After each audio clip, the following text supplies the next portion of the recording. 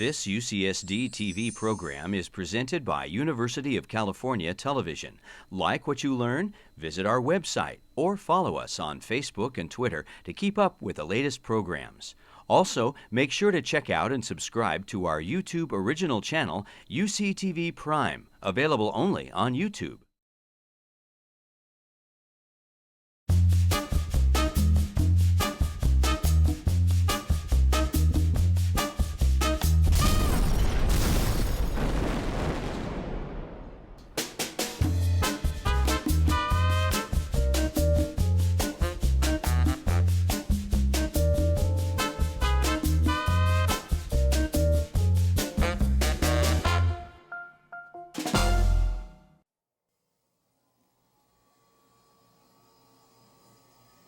Oh, hey. I'm here inside a lab at the University of California, San Diego.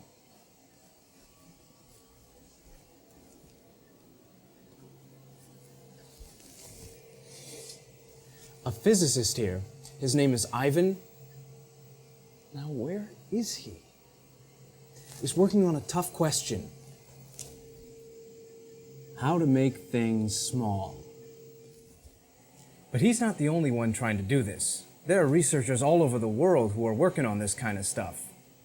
But Ivan's trying to make something smaller than ever before. And besides, he's my pal. So how small are we talking about? Incredibly small. In the jargon of science, we're talking about the scale of nanometers, or 1/1000th of a meter. The ever-popular nanoscale.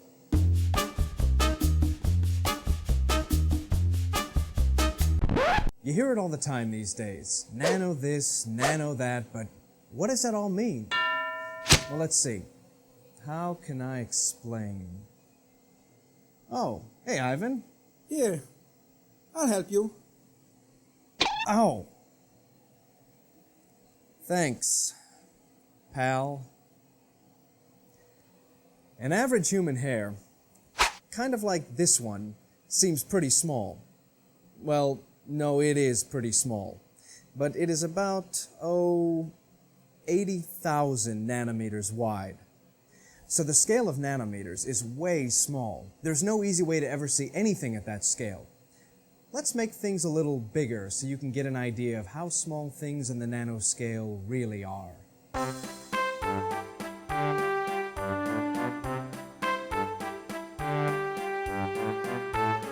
Now where was I? Oh yeah. Remember our hair? It's a whopping 80,000 nanometers wide. So, how many atoms are in it? We can figure this out. First, we calculate the volume of our piece of hair in cubic nanometers. We use a little geometry here, but that's easy. That gives us a huge number. Then, we divide that number by the volume of an atom. Now, on average, there are about 125 atoms in each cubic nanometer, which is a tiny number. So, we end up dividing a huge number by a tiny number, which gives us this number. Look at this. How can there be this much of anything? That's a lot of atoms. How many? Let's see. I need something small. Peanuts! Peanuts! What the? Oh well. One, over here. Got it. Thanks. Hey, don't you own the Padres? I do. Why are you up here selling peanuts?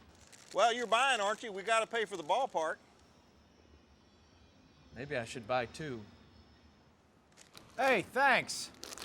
Perfect.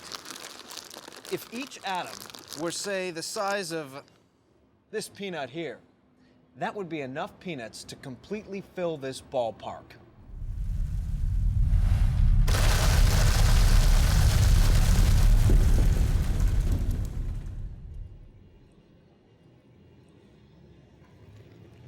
Now that is one heck of a bowl of peanuts. Whew, I'm gonna get thirsty. I wonder if that guy sells sodas too. Anyway, we could easily fill this entire stadium. And there would still be enough peanuts left over to fill every ballpark, every stadium, every sports arena, every ice rink, field house, and gymnasium on Earth 1,000 times over. And still, the particles that make up those atoms are even smaller, only thousandths the size of our average atom. And with all this, we're still only talking about the number of atoms in a single strand of hair. Even so, this tiny scale is real. As real as, well, baseball and everything else we know. So why are Ivan and people like him working with such tiny things? Because when things get small, Ivan and his friends can do things that can seem unreal. Things that can seem like magic.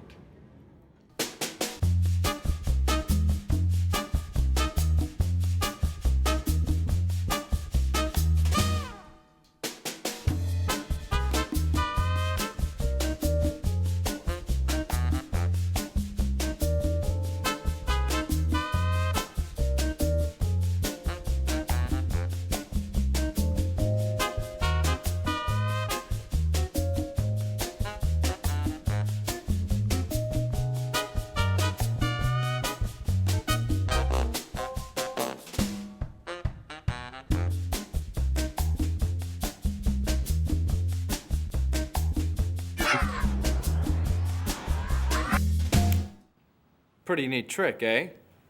Wouldn't magicians love this one? It's even stranger, because all we know is that the ball disappears on one side of the wall and appears on the other. But even stranger than that is it's not magic. It really happens. How do you do it? Well, you just need a small enough ball, of course. How small?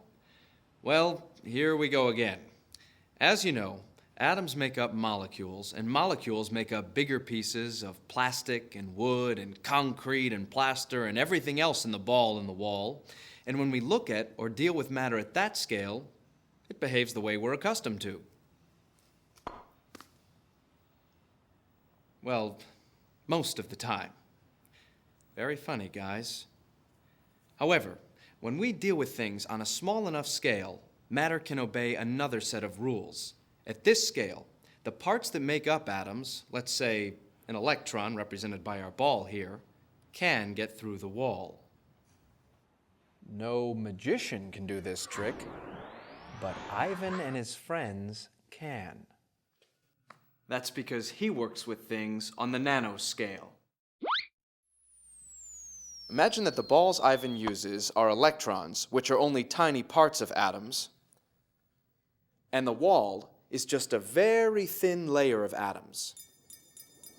This is the scale where matter can obey a different set of rules. Ready, Ivan? Wait a minute, Ivan! What you said is correct. It's just too darn simple. As scientists, we have to describe things in terms of equations so that we can make predictions. So we need quantitative descriptions. What we use is the Schrödinger equation. Now this looks pretty complicated, but it isn't. Every one of these terms actually means something. For example, this term describes the wall. This term actually describes the electron.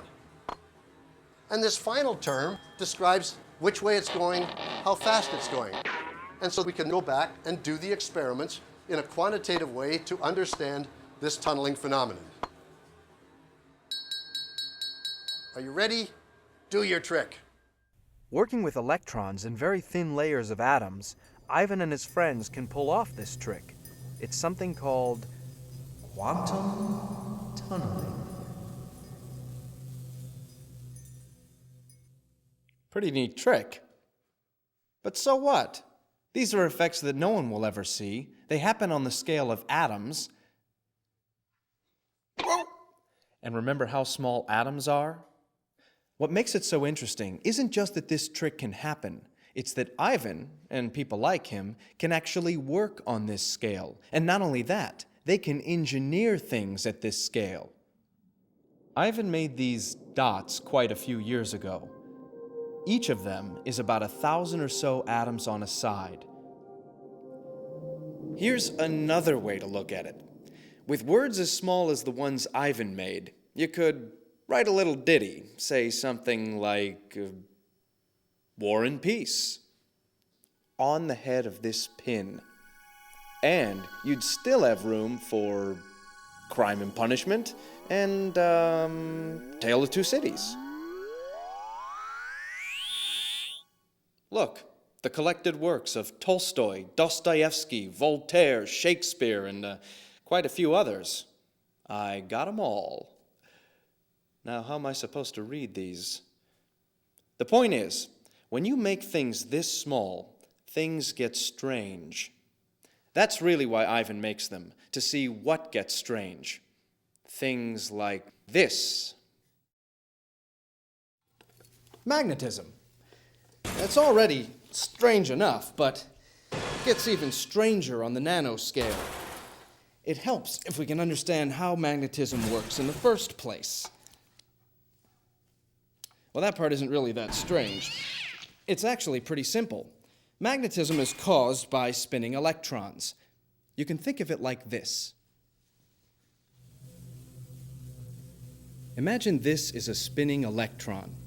Now, electrons carry an electrical charge, and a spinning charge, in this case, a spinning electron, creates a magnetic field. The thing is, electrons always spin one of two ways, either up, like this one, or down, like this one. We don't really know if they spin up or down. It's just a convenient way of saying that they have two different possible quantum states, also called spins or magnetic orientations. If we look at the structure of a material, we can actually see these magnetic orientations, or, in other words, spins, of its electrons. That's just what we're seeing here. These different shaded blobs are actually clumps of atoms in which all the electrons are spinning the same way. They're called domains. So in a way, when we look at these domains, we're seeing a bunch of tiny magnets.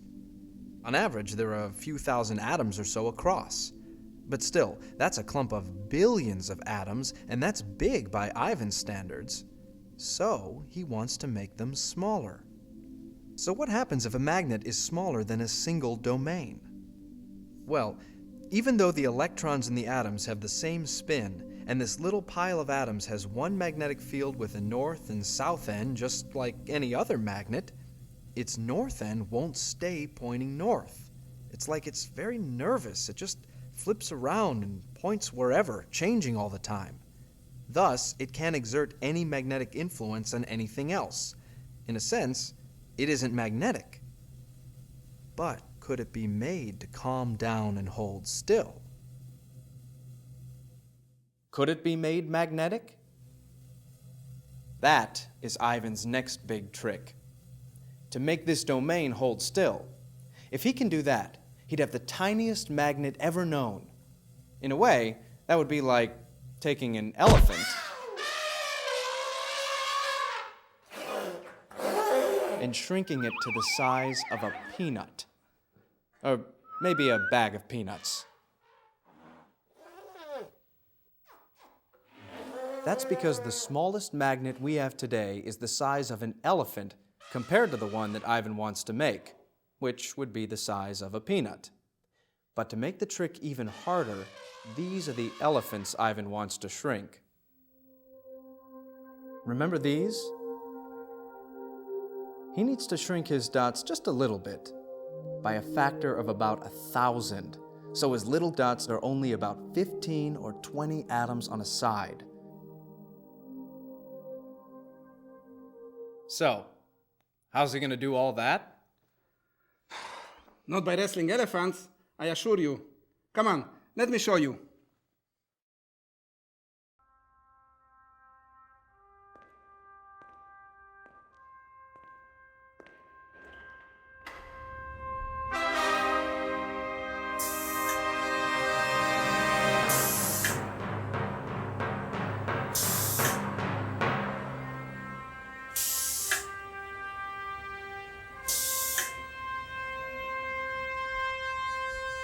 It's not quite what it looks like. Oh, hi there. Is the music too loud? So, what you working on? I have just transferred an array of our latest nano-structured chemical field effect transistor devices from the load lock into the ultra-high vacuum section of the molecular beam epitaxy machine here, the MBE. Oh, that's what I thought. And then what are you gonna do? Oh. The devices will be coated with a number of metallothiocyananes that contain bulk substituent groups to help us achieve a desired microstructure. I'll be coating the individual elements of the array using a floating shadow mask positioned within 10 micrometers of the array. The mask will be moved in situ without breaking vacuum, exposing one array element at a time. Well, yeah, that's what anyone would do. So, why are you doing all this? Because I love it. Don't we all? But why are you doing the mask in situ metallo whatever thing? Oh, that, well, we want to see whether the phthalocyanines will act as the channel of the field effect transistor and whether the microstructure will improve the diffusivity of the analyte chemicals when we test the FET as a chemical sensor against analytes. Well, of course. That makes it perfectly clear. Did you get all that? So here it is. Ivan's elephant shrinking device. Well, obviously he isn't shrinking elephants, but he can very carefully control the layering of atoms to make substances that he wants to work with. He can do all this because this chamber allows him to remove just about all the atoms so that he can work with only the ones that he wants. Let's see. How can I explain? What the heck am I supposed to do with this? Oh, okay. I'll give it a try. Outside the chamber, everywhere in this room, and I mean everywhere, all over me and everything else, there are millions of atoms colliding with everything each second.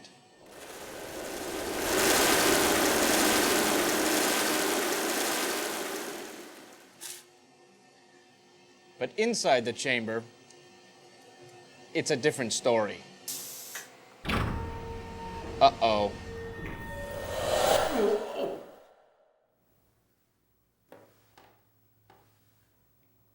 Besides the fact that I need a spacesuit to survive in here, I would have to wait 3 hours until a single atom settled.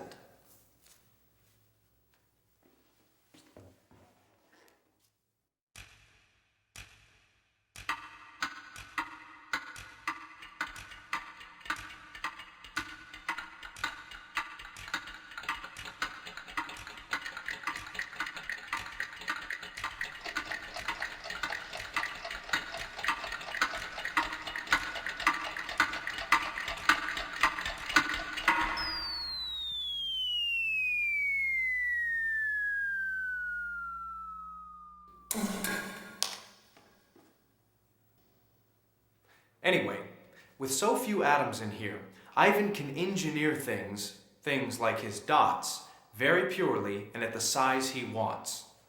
So, just what does he do with this thing? Hey, come back! I'm not done yet! What he does is, he uses PMMA to make a shadow mask, just like that guy in the white lab coat. What the heck is PMMA? You're probably more familiar with it. Here. Here. Or even here. It's the same material that's in plexiglass and lucite, but Ivan and his friends use it a little differently. Hey, you! Whoops. Come on, I'll show you. They can make holes in it with an electron ray gun. No kidding. The electron ray literally changes the structure of the molecules so that they can be disintegrated later. Here's a piece of it. Polymethylmethacrylate. It doesn't look like much, does it? That's because it actually isn't much. On this disc, there is a very thin film of polymethylmethacrylate.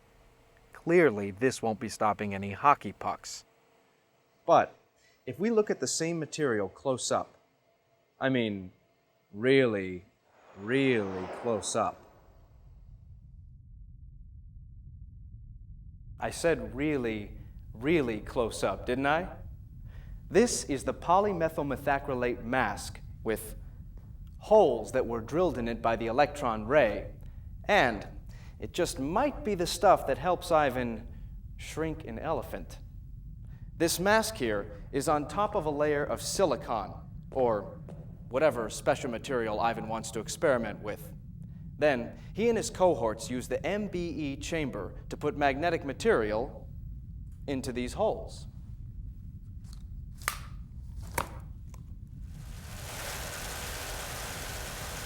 He deposits the material a few atoms at a time.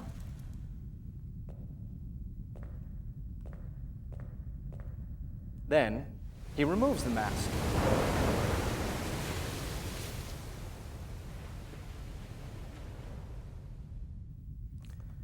Hopefully, when he's done with that, he has little dots, nano dots they're called, left behind. If things work out right, this dot will be about 50 atoms across and maybe 15 or 20 deep, or a pile of 30,000 or so atoms.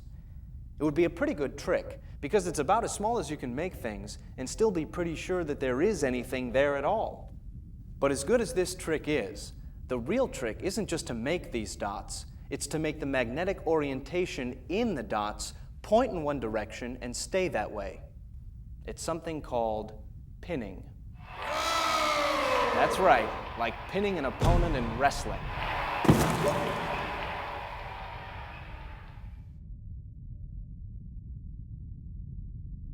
Didn't he say he wasn't going to wrestle?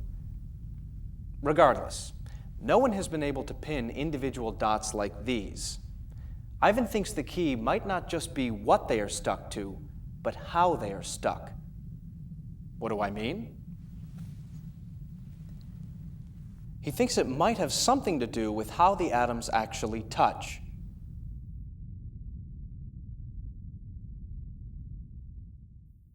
Those seem like some pretty fundamental and kind of simple questions, but we don't have any answers to them. So, where does that leave Ivan? Still trying very hard to perfect his magic trick. Why?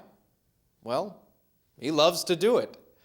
But really, he'd be doing something that's never been done before.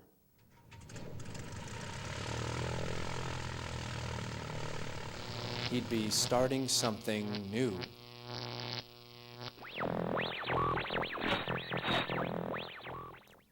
Which brings us to the second reason.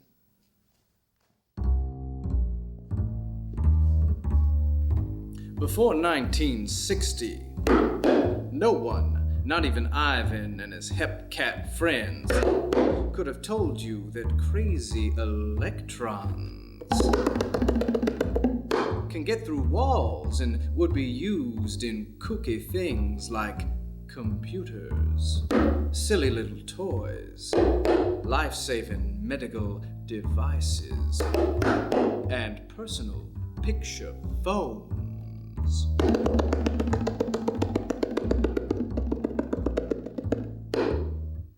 But those people found that electrons do go through walls, and we now exploit that effect every day, all the time. In computers, silly little toys, life-saving medical devices, and personal picture phones. Here, let me help you. I think I got this one handled, Ivan. Oh, and head on back. You're on soon. So, what will happen if Ivan can shrink his elephant? Well, I certainly don't know. No one knows. All we could truthfully say is that we'd have the smallest magnet ever known. My guess is that when we have it, we should expect the same things we'd expect if elephants could be shrunk to the size of peanuts. One could say it would be magic, but I think it would be better than that. It would be science, and whatever comes of that will be real.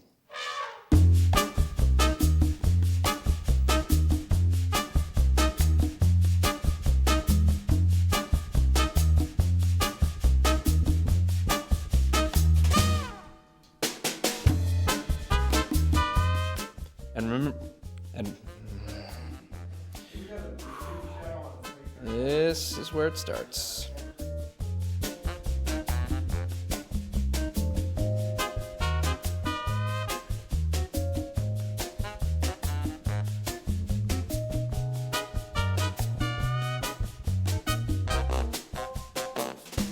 Look, the collected works of Tolstoyevsky, good God. Jesus. Shakespeare. Are you ready, Mr. Ari? Yes. Action. Oh, hi there. Because I love it. I'm sorry, that was a little Valley Girl. Because I love it. Because I love it. Because I love it. Because I love it. Ivan, you're a pretty neat trick. Yeah, good. Hey! Wait a minute, Ivan! You must have enough of those by now. Peanuts, peanuts. And wine? Lime? Lime? That's a lot of... That's a lot of atoms. That's a lot of... Smoke?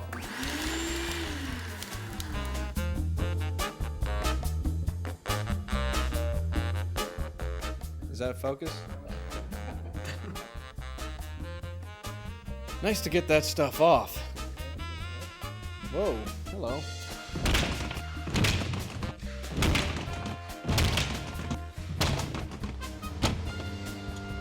Here.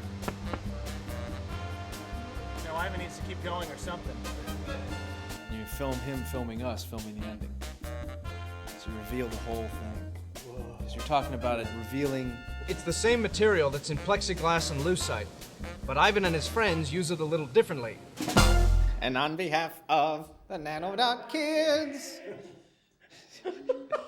we welcome you to When Things Get Small.